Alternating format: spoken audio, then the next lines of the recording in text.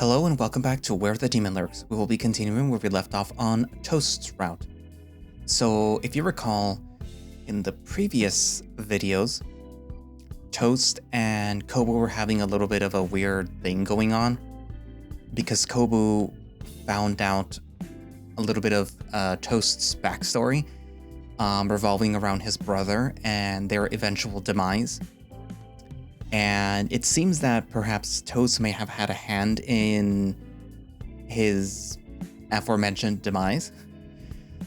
But things seem a little weird because Toast himself doesn't even remember what actually happened. He just knows that he was involved with it, but he doesn't remember how.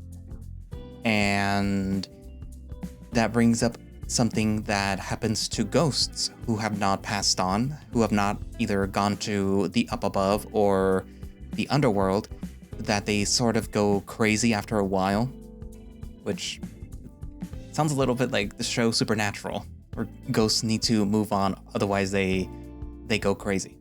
So Lucien was trying to warn Kobu about that, you know, he shouldn't put so much stake into Toast, and like what happens if, you know, he decides to refer to what he was like when he was a mortal, which, you know, would be a pandillero, which is like a gangster kind of type of thing, but in Spanish. But yeah, so that prompted Kobu to look up Toast and then found out the information about Toast and his brother. But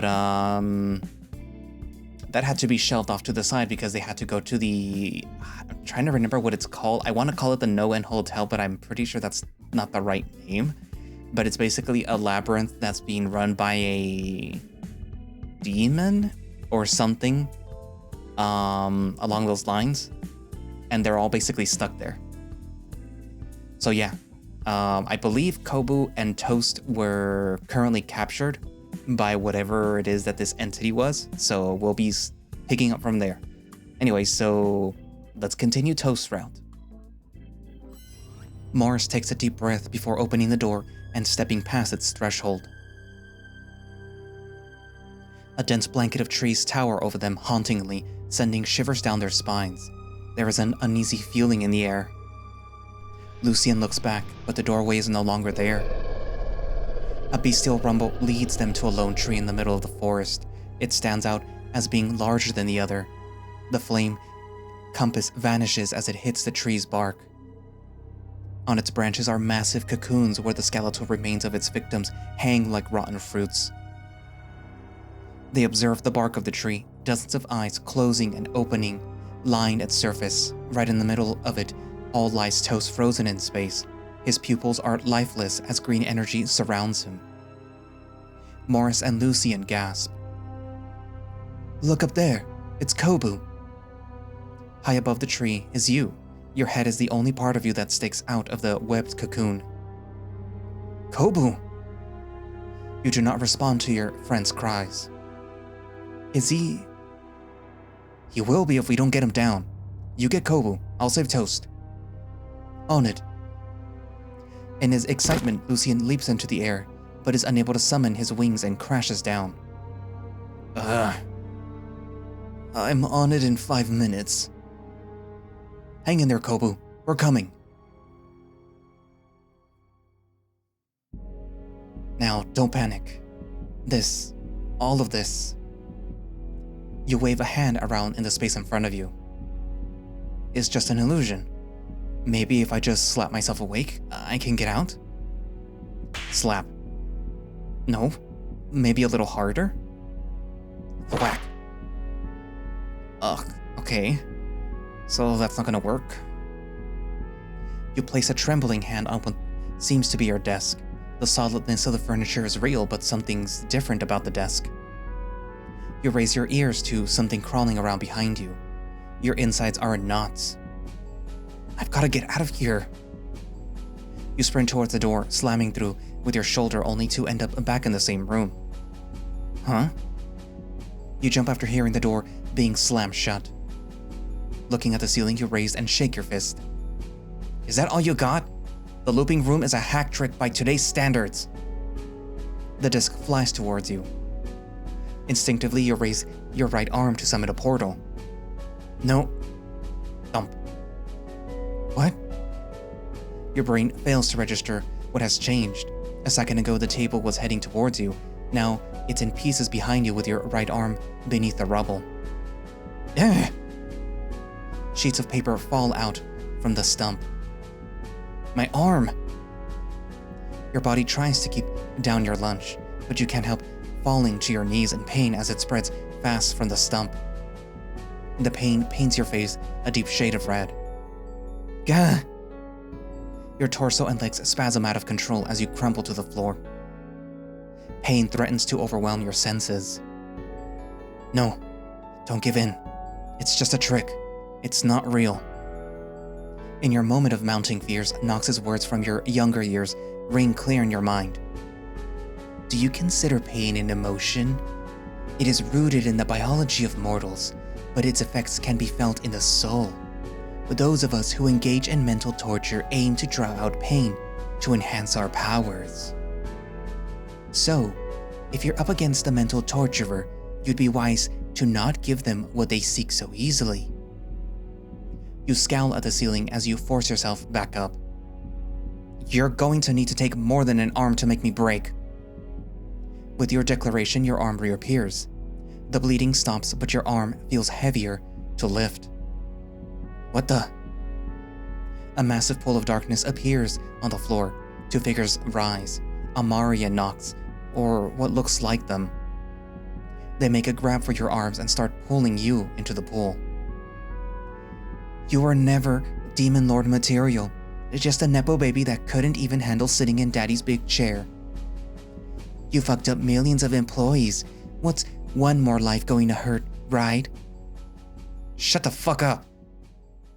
You heave your arms away and push the shadows back. They stand aside, glaring and waiting. You could have gone for anything and you chose to call me names? You shake your head. I'm embarrassed to even call this mental torture. I mean, hello? You just freaked me out with a missing limb, and you follow it up in no time at all with this? You wave your arms around the room before jabbing a finger towards the creatures. They look at each other, then back at you. Furthermore, now that I look at it, this whole space, it's cheap.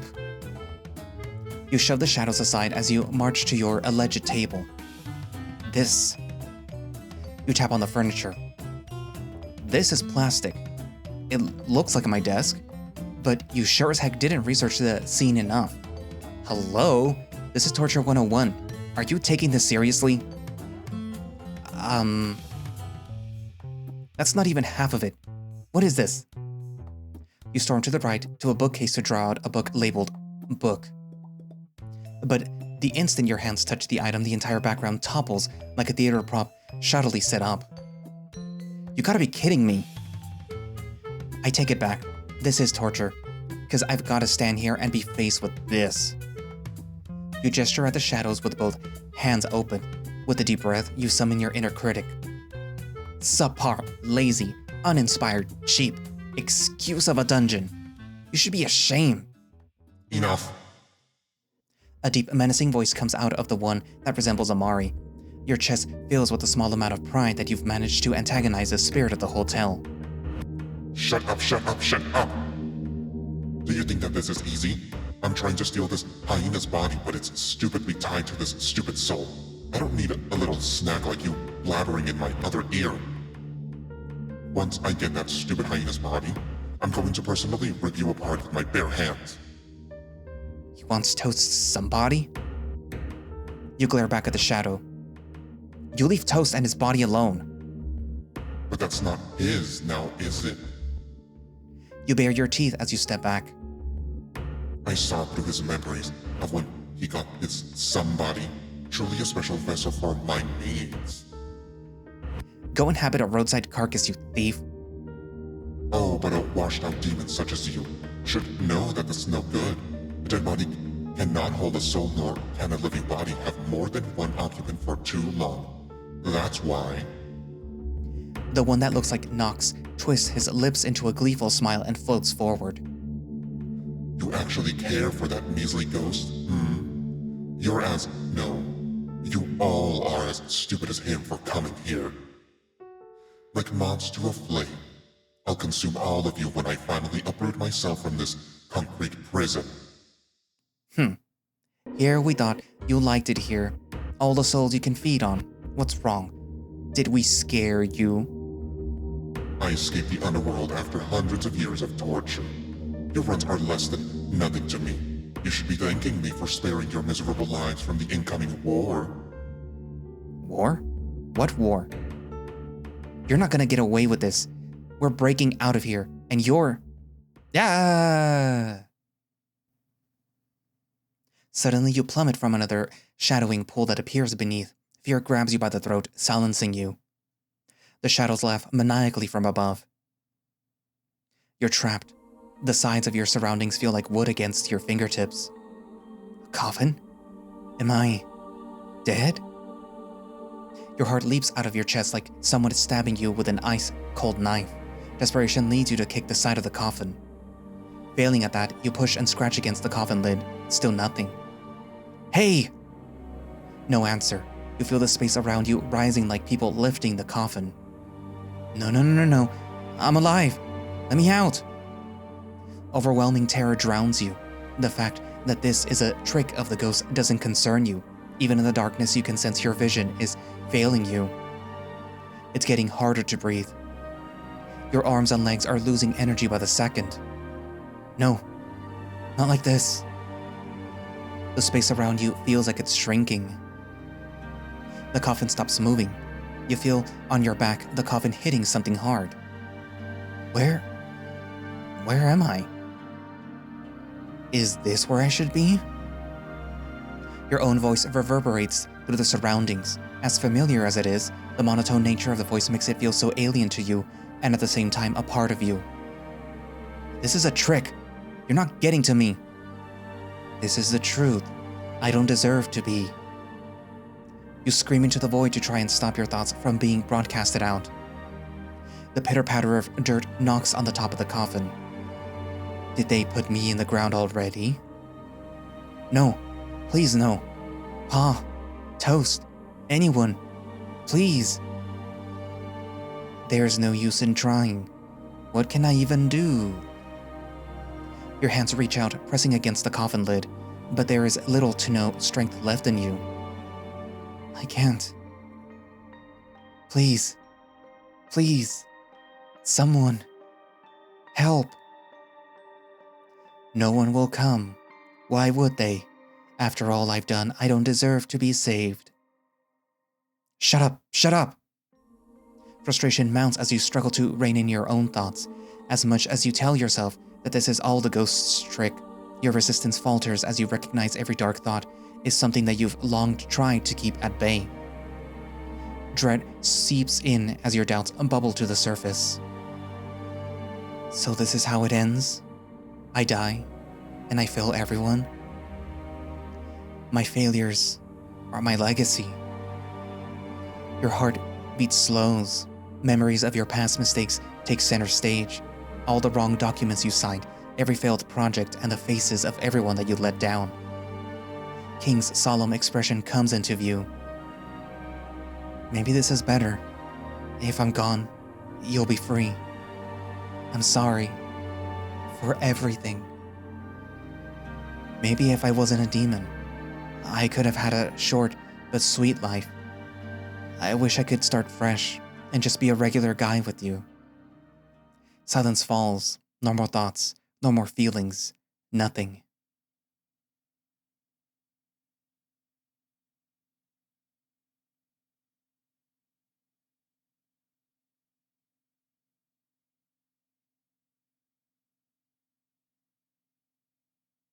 Where am I? That voice. Kobu? I've got to get back to him. Kobu! Toast, I'm here. Toast! Kobu, please, where are you? His voice fades away. Toast! What does it matter? Toast never cared about me. No. No! Urgency and vigor fills your lungs. Your hands fold into fists and you punch the top of the coffin. The entire world seems to shake in response. If he didn't care, he wouldn't have followed me to this point. He wouldn't have made that promise with me. Yeah. You raise both your knees to press against the top. You launch into another punch. I'm lying to myself. I'm just forcing him to be with me. Damn right I am. I'm a burden. I want people to care about me. The shaking grows in intensity. You punch again as hard as you can. No matter what, because Gary be damned, toast matters to me. With one powerful thrust and the hardest punch you can throw, the top flies open and you stumble into a restaurant. What? Where am I now? Outside in the fake forest, the massive tree that holds Toast and Kobu rumbles. I don't like the sound of that. What's our plan here? Obviously, we free both of them. That goes without saying. But how do we exercise all of this? I have a plan, but I'll have to wait until after they're both free. Lucien raises an eyebrow. What, you have some anti-ghost warhead in your pocket? Something like that. But I need all of you out of here to use it. Now let's do this. The angel focuses his power into his hands and conjures his bow and arrow. He takes aim at the sphere that holds Kobu. Morris stands next to Lucien and summons a fireball in his hand. Ready? Fire! Their attack lands a direct hit at the prison that holds Kobu. A tuff of smoke erupts from the attack and the prison cracks a little. It worked! Whoa! The ground shakes and the roots of the tree rips themselves off the earth and flail about, forming a net of tentacles. We made it mad. Morris, look out! Lucien fires another shot behind the boar. His arrow pins the faceless corpse that tried to attack Morris. The exorcist readies his fireballs again. We've got company. More of the corpses begin to unearth themselves from beneath the tree and circle in on the duo. The one that was shot by Lucien flails about trying to approach them but remains rooted to the tree. Well, now we know where all these missing customers went. Don't be distracted. Focus on freeing Kobu. I'll cover for you. You cover me? That's a joke if I've ever heard one. I'll cover you. They blast the corpses that face them. Morris casts magic onto the ground, causing a column of fire erupting from the earth, knocking the corpses back. Don't argue with me. I can only buy so much time. And you're the one with more power right now, so shoot that tree. Morris grabs his bandaged forearm. He bites his underlip before shaking his head. On the other side, Lucien looks to the tree's core where Toast's body resides, and at Kobu's prison up above. The angel draws his weapon and aims it right between the tentacled roots. He has a clear shot of Toast's head. That prison Toast is in, it's way more guarded than Kobu's. Wouldn't be too far-fetched to assume that they want that hyena. I have half a mind to just wipe him out now and save us the trouble. Hey, that's an expensive piece of equipment. Plus, you don't know who the ghost really wants. Lucien groans and aims at Kobu's prison. But if he's out of the way, Kobu could see reason again to go with my plan. The angel aims back at Toast. That's not what Kobu wants. But one of the corpses leaps above the flames towards Morris. The boar widens his stance and casts a miniature tornado, blowing the foe away with a spin. Two more corpses walk through the flamed walls, setting themselves ablaze. Even though the magic forces them to slow down, they do not halt their approach. Morris casts another massive gust of wind to blow them all back. Lucien! Lucien growls. He aims his shot at Kobu's prison, right where their combined attack last made a crack in the prison's armor. Fine. But once we're all out of this, I have a few choice words for that ghost for all his trouble. He fires his arrow. You find yourself in a diner filled with faceless mannequins dressed like they would regular people. Creepy. A heavy miasma covers the place, producing a foul sensation that makes you want to choke. The fur on your metaphorical body stands on end as you sense the ghost's presence more strongly here. Being present in this place, there is a sensation of familiarity and a thin veil of caution like you would have in a friend's home. You deduce that this is Toast's mind. Amidst the mannequins, you spot Toast's Back in the middle row, you make your approach. Your ears catch wind of his conversation with someone. "PB, this is great. Mi hermanito's going to become a lawyer, closing cases and looking out for the little guy. Soon you'll be rubbing it with the bigwigs." "PB?" You gasp. Toast is talking to a mannequin dressed in plain clothing.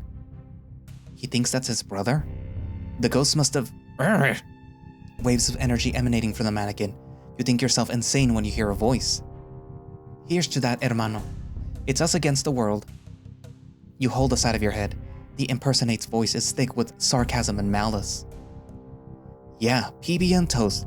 We're gonna own this town and finally, nuestro tío will have his dream come true too. Yes, soon we'll have everything we desire. Here, here. Oh, your cup's something. Let's have some more beer." There's nothing on the table. You reach out and shake Toast by the shoulder. "What the? Kobu? What are you doing here?" He turns back to his supposed brother and leaps out of his seat. "You're not PB!" All the other mannequins rise at the same time and face you both. Then, in unison, they emit a powerful wave forcing you to clog your ears. "What's wrong, brother?" "PB." You grab Toast by the wrist and pull him out of the diner. The mannequins try to grab hold of you both, only to freeze midway. What the heck is going on? "No time to worry. Let's go." With a strong pull, you force Toast to run with you. Stepping out of the diner, the world is pitch black. Even the ground you're running on feels unreal. But still you advance, guided by nothing but your hope to find a way out. The diner shrinks away as the distance between the two of you and the building grows. Toast keeps turning back towards the building he was in, frowning in thought. Where are we going?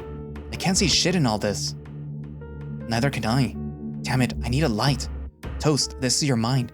Can you think of someplace with a light? My mind? How the heck do I do that? Just think of a place that you want to be. Okay. A drab, cold room now presents itself to you.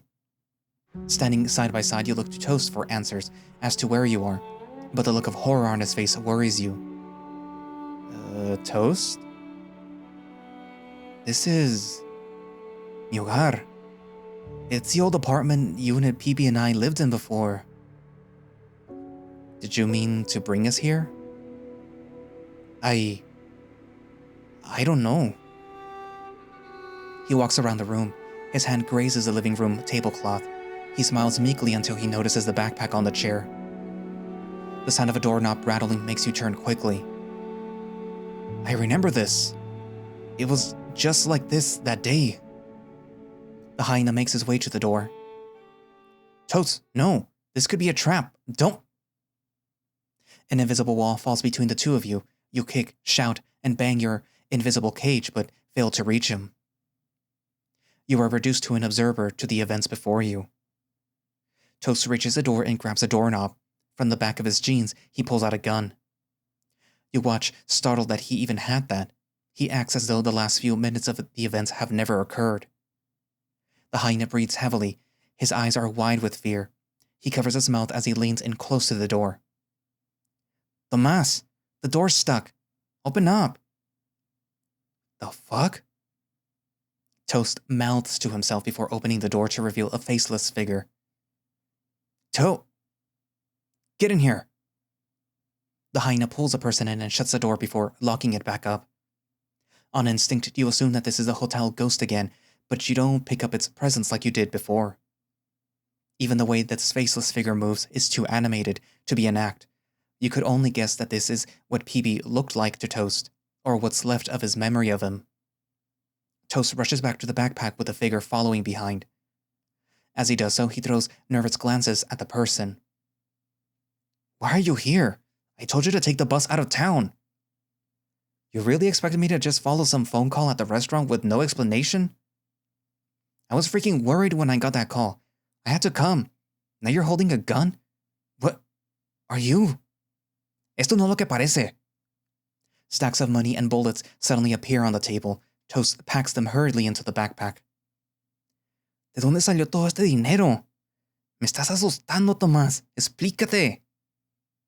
Me prometiste que ya no te involucrarías con mierdas de pandilleros. ¡Demonios! No estoy. Es solo que uno de mis tipos jodió un trabajo, ¿ok? Así que tuve que financiarlo. Peavy grabs his hair and pulls at them. Ay, Dios mío, idiota. That was none of your business anymore. Toast finishes packing up all his money and slings the bag over his shoulder. Ellos eran mi equipo. ¿Qué esperabas que hiciera? Esperaba que nos eligiera sobre ellos. No puedo tener un hermano pandillero siendo un abogado. Eso sería suicidio laboral. Si no te importa eso, al menos siquiera pensaste que pasaría si algo saliera mal. Toast looks at his brother, then quickly avoids his non-existent eyes without saying a word. Mierda. Algo sí salió mal. Solo deja de hablar. Tenemos que irnos antes de que... A loud slam roars from the entrance. The door flies open to reveal a tall, looming figure cloaked in shadows. Get back! The figure moves with purpose, a gun at the ready. Just as Toast aims to take his shot, the figure fires first into his stomach. Gah! Tomás! You scream, but nothing comes out of your mouth. Trembling, Toast tries to ready his gun. The figure snatches it and kicks the hyena in the face. Peavy crouches down with his hands up, standing in between the assailant and his brother. Stop! You don't have to do this! Click. You hold your breath. Your body won't move as much as you want to reach out to them. The gun is pointed at Peavy. No! Don't! He has nothing to do with this! It all happened so fast. The flash of the gun, the scent of gunpowder in the air. In seconds, Toast's brother falls to the ground. Peavy! A shot at Toast's head and the hyena's body falls limp. The shadow's form blows away, revealing another Toast holding the gun. Que la parca tenga piedad de sus almas. The Toast with the gun fires 2 more shots into the siblings' bodies. He then turns to you. You're instantly startled. The gun in his hand disappears, and so do the bodies on the floor. Toast? You realize the force that kept you at bay has lifted. He doesn't answer. Even though he's looking at you, his eyes seem distant. Slowly the colors in his pupils return. He frowns as a teardrop falls down his cheek. It was all my fault. I killed Peavy. Toast. As you reach out for him, a black hole beneath his feet, 4 ropes like arms reach out from the hole and wrap around Toast, obscuring his entire face as they drag him down below. You grab Toast's legs with both arms and pull as hard as you can. There you are. The ghost. Here I thought that I lost my precious ticket out of here when that stupid angel on board started attacking my body. Let go of him. He isn't yours. You think that he wants to go with you? He's already given up. The Toast's body makes no effort to resist the portal's pull. Toast, hang on. You can't let yourself get taken. Toast! You grip onto Toast for dear life. The pull of the ghost's grip feels like you are tugging against an entire army. Come back to me, Toast. Come back. It's useless. His soul's mine. You're dragged into the hole. Your hands are dipped into the darkness. Still, you plant your feet against the floor. Your claws dig deep into the wooden floorboards. Your body slowly seeps into the vortex. Every passing second, you feel yourself fading away. Tears build up in your eyes.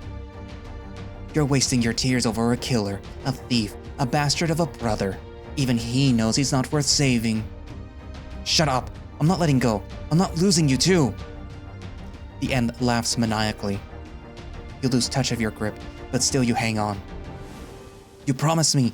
You made a bacon promise, and I am not letting you go until you meet Peavy again. Toast! What? Just then, you feel Toast's hand gripping your wrist. You pull as hard as you can. Slowly, Toast's form rises from the depths. No, this isn't supposed to happen. The tendrils struggle to take their victim. A faint glow surrounds Toast's form. Where the tendrils touch, they burn away, and his glow brightens. Don't let go. Yarr! Ah! Outside, Morris struggles over the battle of attrition. Every corpse he sends away comes back together and more persistent. His insides burn as the beast he's been trying to keep at bay inches closer to escaping as his magic runs out. Lucien, I can't hold on much longer. Two corpses rush at Morris. They grab a hold of him and one of them bites deep into his shoulder. Get off of me! The tower of fire erupts around Morris, burning and launching the corpses away. He gasps for air as he reaches his limit. Lucien, on the other hand, finds drawing his bow become harder and harder against the horde. His attacks feel like they're chinking at a boulder with a toothbrush, but he sees the crack in Kobu's prison finally give. Hang on, man. Stand with dignity. We're getting through this. With one long pull, he lets loose his arrow. It flies and hits the deepened crack. The fissure enlarges and the whole room shakes. The surrounding corpses stop in their tracks and let loose a ghastly wail. Is this supposed to happen? I don't know. The tree branches flail about as though in its pain. Toast's prison begins to glow white. That thing is going to blow. Get down! They run in the opposite direction as the entire tree breaks apart as it explodes, releasing tremendous soul energy. Lucien and Morris evade the brunt of the blast and are quick to get back up. Oh no! Kobu! Toast! As the smoke clears, you and Toast emerge from the dust. Guys, are you alright? Shaken, but still intact. And you? I'm totally fine. Never fa bata. Ne fa butter. Yes, he's the same as ever.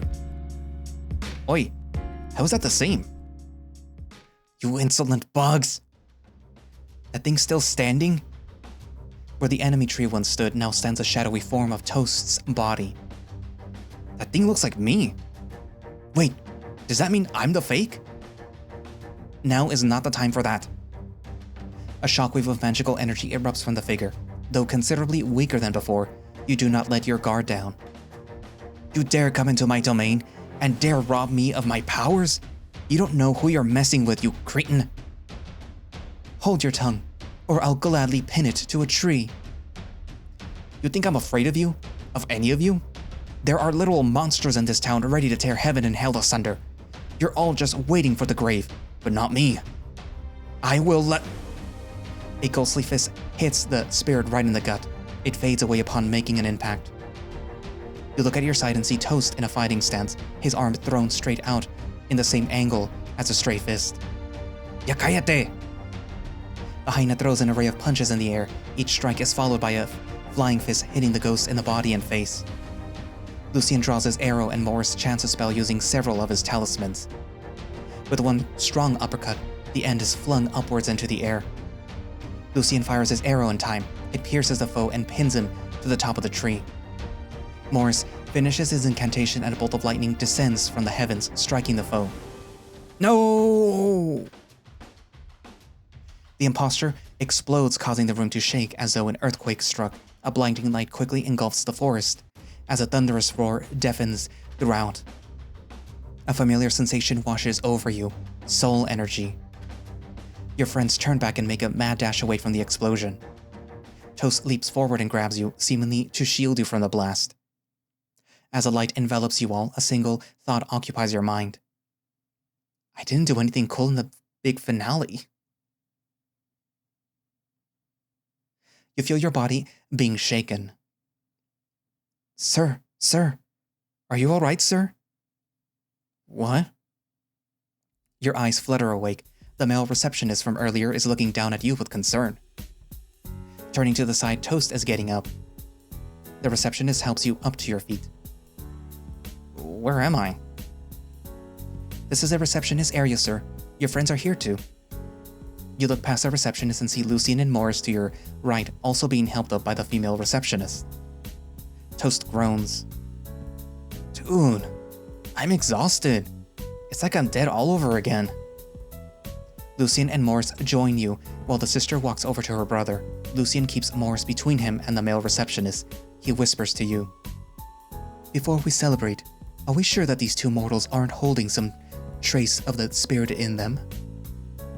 I don't sense his presence. Same. They both bow at you all. We are so sorry for what happened to your group. We had no control of ourselves the entire time. When we came to, oh goodness, I'm so ashamed that we played any part in the Ghost's plan. It's not your fault. A spirit at that level could have possessed any strong-willed person. If only we'd known sooner, maybe we could have done something. We don't even know when he started making a nest here.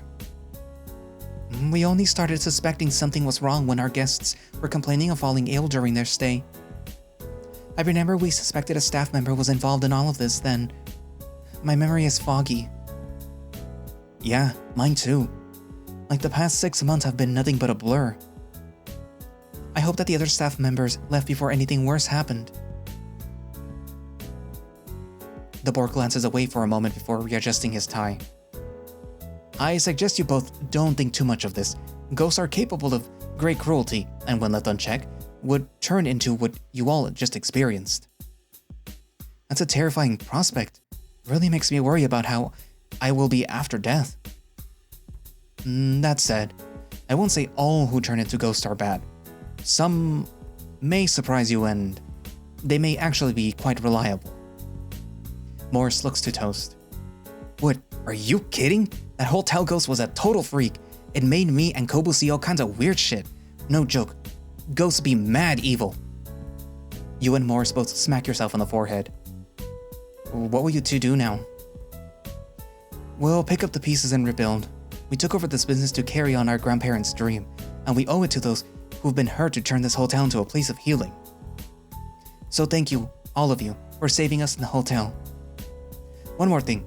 Were any of you expecting another guest? No? Why? Oh, it's just that when I came to, I was at the pool, and there was someone else floating in the water besides me. He didn't seem hurt or anything, but called a cab to take him to the hospital just to be sure. He was an interesting fella. He said he was watching this show about a blue dog and her family, then the person got nostalgic about his dead mom. One minute he was wishing that he could see her face again. He went to look through their family old belongings and found a really old book. He said that he read a few lines from it and then he heard a voice promising that he could see his mom again if he agreed to help them. And then wham! No idea how he got here. It was like he was dreaming for days when he was a kid again, eating her meals, then bam, he was floating in a pool. The four of you exchange concerned looks with each other before you speak up. Well, at least he sounds like he's fine. I wonder how he ended up there. Several hours ago. Mwahaha! I, Famine, have traced down the location of the convict Kobu. Now, from the new information General Knox sent over, Kobu is possibly being aided by others. An information which I have confirmed, because I have been spying on Kobu ever since yesterday. Therefore, what better way for me to get to him by capturing his opposed allies, starting with... Wait, what's going on in there?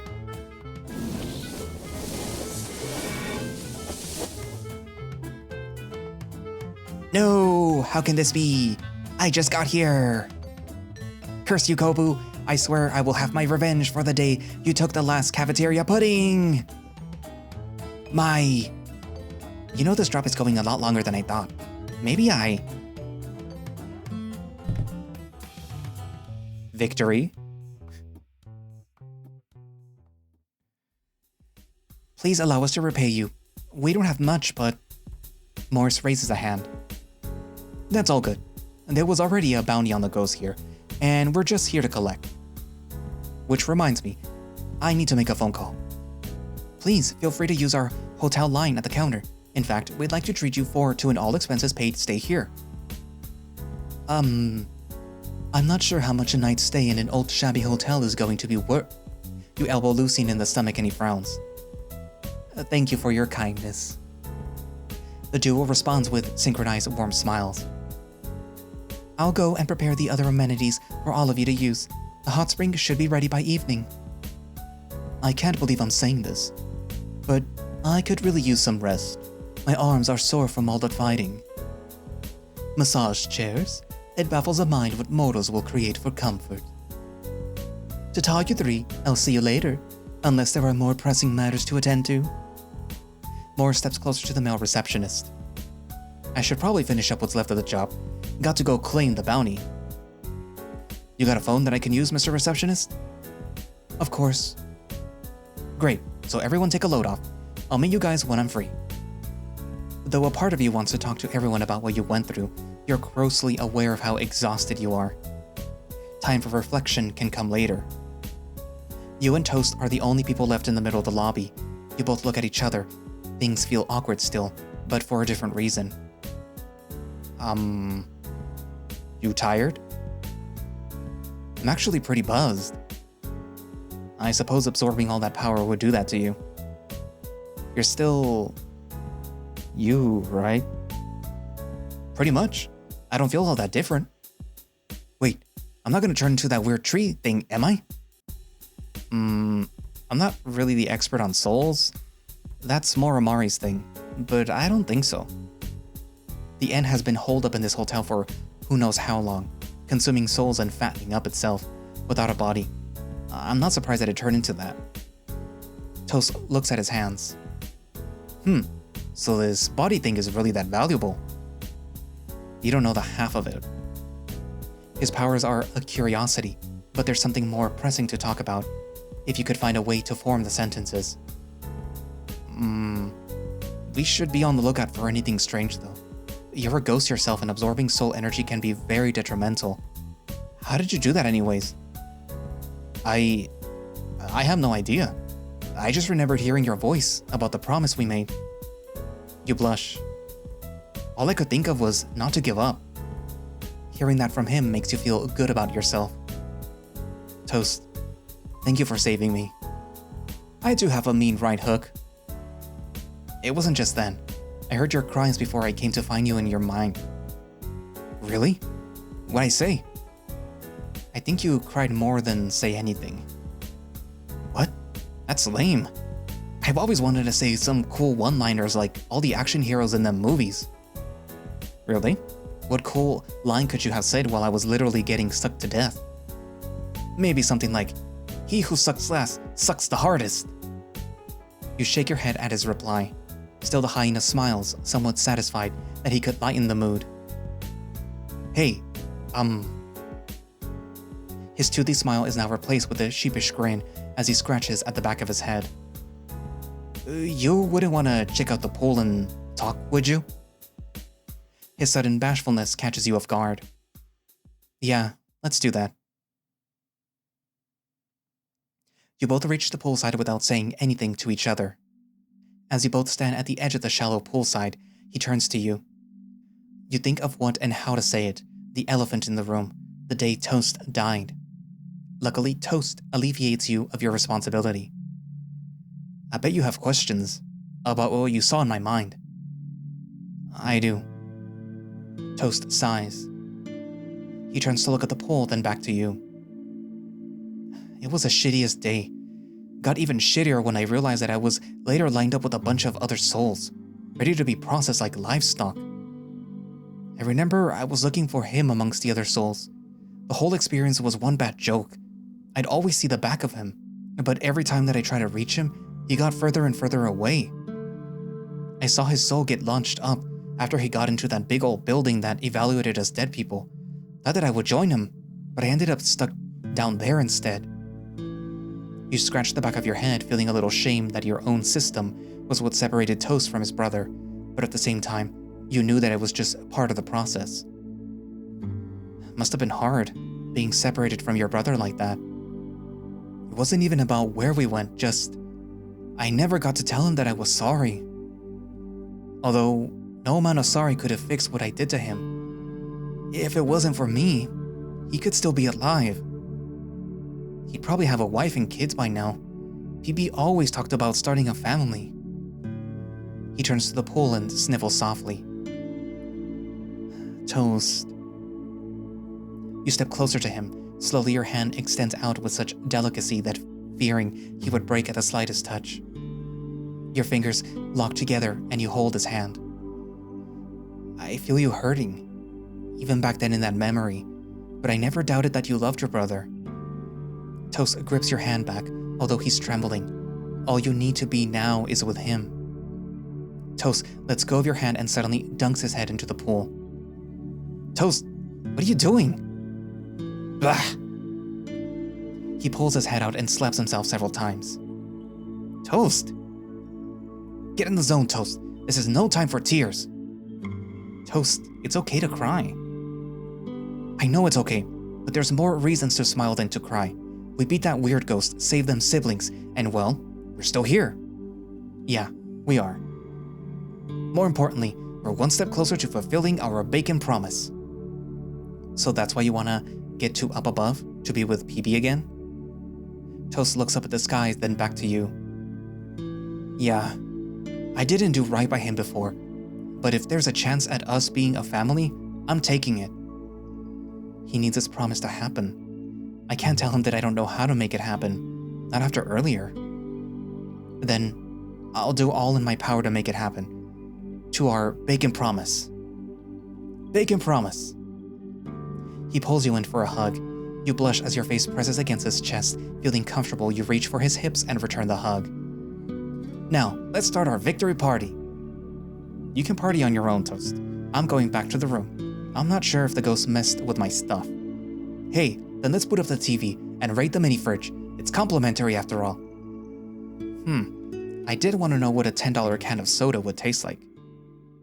You both head back to your room. Fortunately, your room appears undisturbed. After checking your things, you both decide to watch the movie channel on the hotel TV. The hyena, eager to indulge in the many films that he has missed since his passing, takes a seat right in front of the wall-mounted screen. An old movie about a kid who can see ghosts is playing on the channel, but you can't really focus. You sit on the bed with 2 pillows stacked up behind. You're losing your fight against your fatigue to stay awake. In your half-awake state, your mind hopscotches from one thought to the other. From the joy of defeating the enemy to the memory of what you experienced in your mind, and finally how King is still stuck in the underworld. Your frustration slowly grows with how far you are from saving your dear friend. You mull over your perceived lack of progress until at least 7:30 the phone in your pocket buzzes. You groan before answering. Hello? Hey, sorry for taking so long. Where are you guys? We're in the room. Cool. The receptionist tells me the hot spring is ready. I'm hopping in right now. You wanna come? You roll off the bed. Your back kisses the hard floor and is followed by a loud thud and a silent groan. You crawl to Toast with the one hand holding the phone close to your chest. You give Toast's shoulder a tap. Morris is going to the hot spring. You want in? Heck yeah! But what's a hot spring anyways? Never been to one. I'll explain on the way. You turn your attention back to your call. Toast and I will join you. Do we need to bring anything down? Nah, Koya said that they've prepared the towels and the toiletries for us. It's just a matter of not having any kimonos for us to wear, so either bring some fresh clothes or reuse the ones that you're already wearing. Sure. Oh, we should get Lucien to join in too. I already found him. Listen. Lucien snores loudly into the phone. Wow, Lucien is sleeping. Is the sky falling or something? Morris laughs. Alright, I'll see you guys in the locker room. Just head straight from the reception counter. You'll be in the recreation room, then go straight to that room and you'll reach the hot spring locker room. Got it. See you guys there. You end your call. When you turn back to Toast, he's already by the door in his underwear. Let's go! Wait, take your clothes. That isn't a pool. The hot spring locker room is bare, even more so with so few guests today. Morris and Lucien are in mid-undressing when you both arrive. Oh, looks like we're late to the party. Get undressed, you two. We've got to wash up in the cubicles first before we can enter the hot spring. Lucien is grinning ear to ear as he keeps his shirt and jewelry away. Lucien, you look excited for a bath. Looking forward to eye candy, huh? What eye candy? We're the only ones here. Exactly. The hyena winks at the boar, who in turn flusters up. Putting that comment aside, bathing is one of the few things that we do in Up Above quite regularly. After all, cleanliness is next to godliness. I shower whenever I can, Tracking down ghosts and undoing curses takes up a lot of time. Sometimes I don't bathe for weeks on end. That's terrible. I have deodorant to cover up. That's definitely not enough. You better take a long soak later in your hot spring. What do you mean by that? This is a communal hot spring. Everyone's soaking at the same time. Excuse me? We aren't getting a hot spring to ourselves? No way. That's way too inconvenient. People all bathe together usually. The angel grabs the sides of his head and his jaw drops in shock. Toast proceeds to poke the shocked angel on the cheek. As you undress, Morris comes over. Hey, how you holding up? I know we didn't really got the time to decompress. I'm fine, I think. Come on, something on your mind? I won't charge a consultation fee. It's just... You look over at Toast, continually poking Lucien. Is it bad that sometimes I get swept up in the moment and I don't really worry about King? I won't say it's an unrelatable feeling. I know what it's like to worry about someone you care about, especially when their life is on the line. Especially when it feels like you have the power to make a difference. Every second that they aren't with you feels like you're doing something wrong. It does. But what do I do about this feeling? Think about it this way. If the shoe was on the other foot, how would you want him to feel? I never wanted to worry to this degree. I mean, knowing him, he gets sick before he could even reach me. Exactly, so keep your chin up and take it one moment at a time. We're getting closer and you'll need all your strength when the time comes. Thanks, Morris. I suppose that I'll take your advice into consideration. Hey, you mentioned that you could relate. Who are you trying to save? Morris puts a finger to his mouth to indicate his silence. Gotta keep some secrets, especially from the devil himself. Enough with the poking! Angel Boy's nervous. What's wrong? Worried that you might see something that you like? No, I am not nervous about being naked. It's just, I've never had to be so exposed around so many people. Great, don't want you missing out on this bonding experience. Yeah? Lucien gulps. After undressing completely with only the towels provided to cover your modesties, most of you take a brisk but thorough shower in the stalls, except for Lucien, who seems to take forever to get ready for the hot spring. Once the angel is done with the shower, you all head in. The outside hot spring has a more natural aesthetic compared to the more stone, cold appearance of the hotel. Yellow bamboo walls cover the surroundings, separating the hot spring from the rest of the mountain area. Warm steam rises above the waters, giving the place an almost ethereal quality. Toast, what are you doing? Unhand my towel this instant! The hyena has the angel's towel in one hand while Lucien pulls with both of his hands to keep himself covered. Come on, didn't you read the sign when we were coming in? You can't bring these things into the water.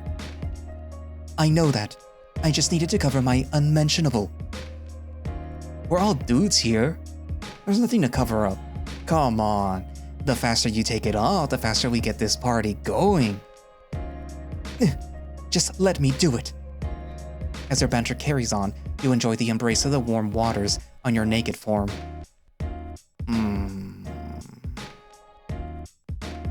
Your muscles already feel looser as the heat massages your entire body. Your ears flick when you hear Morris' deep groan. He rubs his back against the rock behind him. It makes his pot belly stick out more. Oh, the temperature is just right. You reach a state of realization where your brain loses almost all vocabulary. The seconds trickle by and your heartbeat slows. All your focus is put on how good this feels, being surrounded by allies and just taking it in. Let go. Just like that, your focus pops away. No, you let go. You, first. With one mighty pull, Toast rips away Lucien's towel. His swing blows away the cloud of steam covering the hyena's lower half, and your eyes widen. Whoa! Lucien loses his balance and falls into the water. Toast laughs loudly while gripping his stomach. Lucien's growls make small bubbles float up around his mouth. See? It isn't so bad. Your jaw hangs low as you try to register what you saw briefly. How did I not notice that thing hanging between his legs earlier? Running through your memory from the locker room to the hot spring, you realize that you've been looking at Toast's back the entire time. Lucien slaps the water, causing some of it to splash on top of Toast's body. You are so lucky that the waters are keeping me hidden. If not, I would exercise you on the spot. Ah, you say that, but I know deep down you're into me. Toast blows an air kiss at the angel and laughs heartily again. Geez, can you guys be any noisier? You're gonna wake the dead again. Lucien turns his head away from Toast in a huff. It's then that Toast looks at you. What's wrong, partner? Water's too hot for you? No, what? What was that between your legs? What, you mean this? He stands up and swings his hips at you. The assaulting appendage waves hello. Dude, don't whack that around. I can make an arrow. Let's shoot it off of him. Hey, hands off the merchandise.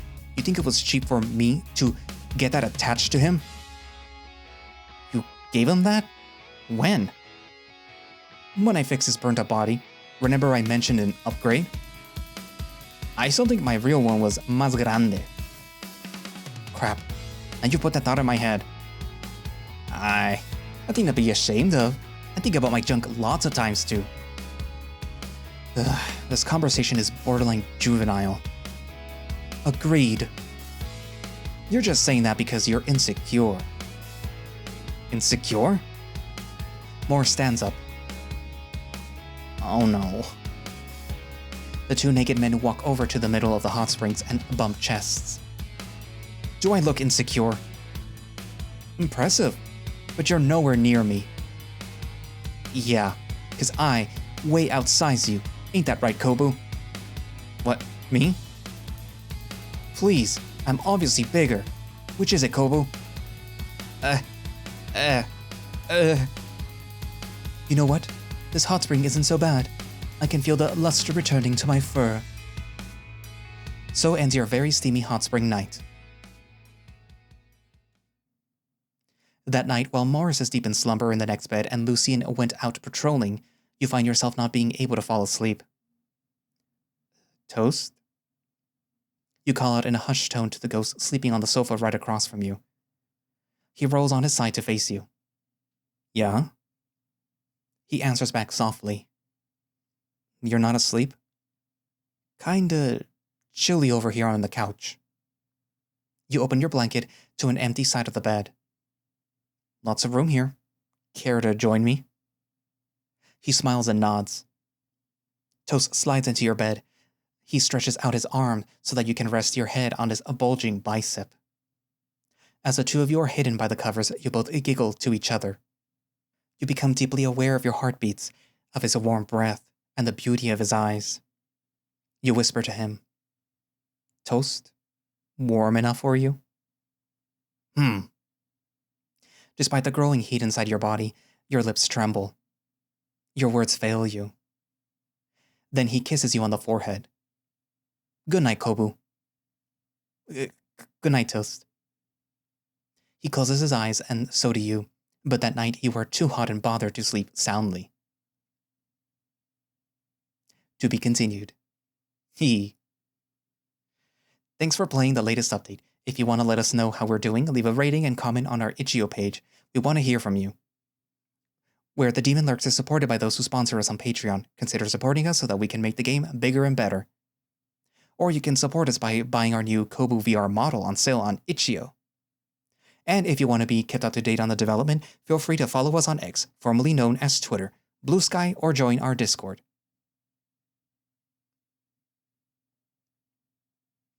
Where the Demon Lurks.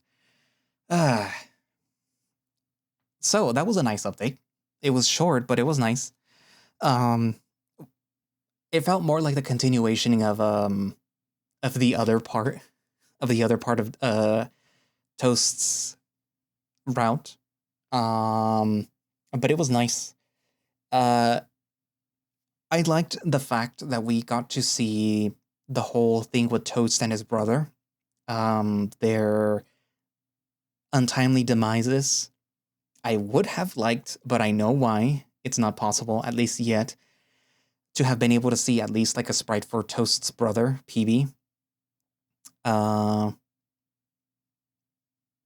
mean, with more people supporting them, eventually things like that will be possible. But it isn't technically necessary to have everyone have a sprite. By now, we're all used to having the placeholder sprites. Well, not even placeholder sprites, the generic sprites. And admittedly, for the demons, it works because, I mean, they're just demons. They're just, like, traditionally, they're just, like, black shadows, and that's what they are right here. What else? But yeah, it was nice. I in the past, I had wanted to, when Libra had told me what happened with Toast and his brother, I wanted to have been able to see that, and I was finally able to see it here with this update, so that's good. It's nice that they all have CGs now, even though this one might be a little bit too spicy for YouTube, but like we'll see. We'll see when I start to upload the videos what they say. I'll probably have to edit it if I want to use it as a thumbnail. Oh, there is the concerning thing about what the spirit said about the war that's coming. You know what? Nah. Hopefully YouTube does not get mad at this. Put this one. But it is concerning about the whole war thing. Actually, can I pin it? Yeah, the whole war thing where my guess is that the whole thing with Vendrick ousting Kobu was part of something, his bigger plan in order to, I guess, instigate another war between up above and the underworld. And as long as Kobu is not in his seat of power where he's supposed to be, whatever it is that's happening in, not in the background, or what is it? You know what I mean. Whatever's happening behind closed doors, whatever's manipulating all these things is, I guess, hoping that a war will start. I don't know why. I mean, it is entirely possible that Gary is the one that is instigating this, and he needs Kobu to start this war again. You never know. If you watch Supernatural, you know, having the creator just suddenly decide to end everything wouldn't be too out of pocket. But anyways, what else? But yeah, Toast is still my favorite. I don't know what Libra was talking about when he said, "Oh, you're gonna hate Toast after this update." Like, really? Why am I gonna hate him? He's perfect. Sure, he's a little crass, but he's perfect. And yay, I get to speak more Spanish. Oh, I hit the mic. Honestly, it's like the little things like that where I get to speak Spanish, where I like it, I guess. I don't know. Anyways, but it is also nice to see them become more of a team in a way, where even having Toast and Lucien fight, or Toast and Morris fight, it's still more like they're friends that are fighting. It's not like, they're actively being aggressive with each other. It's more like this is just what friends do, and it's nice that the team is becoming that, at least in Toast's route. And technically speaking, does that happen in Lucien and Morris's route so far? I don't think that's been happening in those routes either. It's more like the other two are the ones that are shining through, where Morris, we know that he is either possessed by a demon or a half demon, and he's getting closer with Kobu. And with Lucien, what did Lucien do? Lucien is getting closer with Kobu also. Like, they had like the CG where Kobu is listening to, Lucien is listening to Kobu's stomach. I was supposed to have made a joke video where Lucien accuses Kobu of eating Taco Bell. And if you've ever had Taco Bell, you know what that does to your stomach. But I never did because I'm busy. Anyways, but yeah, so I liked this update because it shows that they were getting closer, you know? And that's kind of what they needed in order to storm the underworld and oust Vendrick, and then now what, possibly be involved in a war? Anyways, but yeah. So, you know, what did you think? Write it down in the comments, and thank you all for watching / listening. If you would like to play Where the Demon Lurks yourself, you can do so by going down into the link in the description, which should have a direct link for the itch.io page where you can download the game and play it, or you can just, you know, go to itch.io, search for Where the Demon Lurks, and download it there yourself. And of course, I will be posting down a link for their Patreon in case you want to support the project. And like I said, you know, their support helps the development of the story, but it might also help with, you know, improving it a little bit more and more, because these CGs are expensive. Like, he told me how much they cost, and they are expensive. But also, like, in case you play VR chat or you want to support the project some way, you can, you know, also buy the VR chat avatar of Kobu, which I did, and I personally liked it. It's really good. The avatar is made by Nice Kate, which, you know, he made the Kobu one, and the password avatars, you know, they're really good. They have a lot. And like, even when you think like, oh yeah, this is like a basic avatar, and then you figure out that you can do, like, you can grab the fire off of the head, you can change like between demon and mortal, and then the whole bunch of like different interactions between avatars and stuff like that. It's really cool. And, you know, if you support it, then there might be a Toast VR chat avatar, and a Morris, and a Lucian. Anyways, but, you know, that all only happens if they have your support. Anyway, so yeah, all pertinent links down in the description, and I guess that's it for now, and I will see you guys in the next video. Bye-bye.